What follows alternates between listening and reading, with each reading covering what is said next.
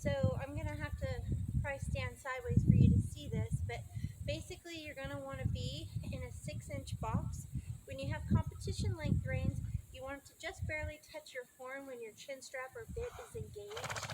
And then if you're riding in split reins, you want to spread them out about a foot between when you're doing your slow work. That way you can independently work one side versus the other side. But if you're going to do one-handed riding, then shorten your split reins up to where they feel like competition reins, where they again just touch the horn, and then you're only going to be one hand off center to work one-handed drills. That way you have a go cue, a rate cue, and then maybe a shaping or rating or turning cue. So again, if you're working one-handed with split reins, shorten them up where they feel like short competition reins, get one hand off center, and again you'll have a go cue, a rate cue, and then maybe a shaping cue to get their nose or turn cue.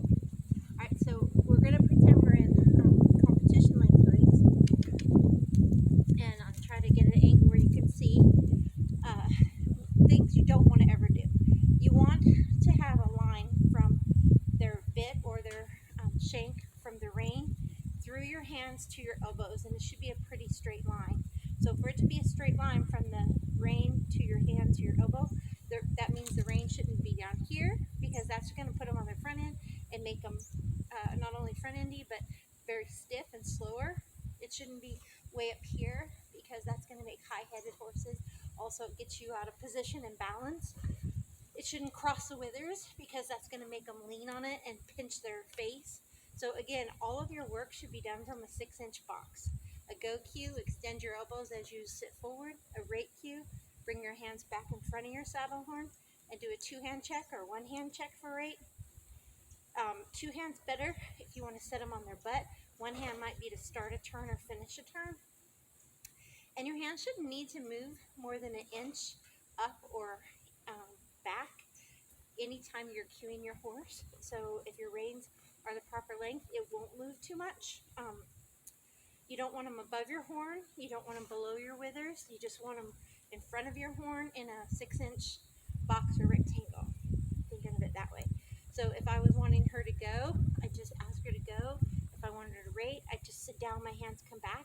If she didn't respond to my seat, I'd go, in my voice, I'd say whoa. And then as I went to start my left turn, I'd just do a quick bump here or finish here. And same thing if I'm asking her to turn a circle. I might just keep some weight in my outside stirrup. And then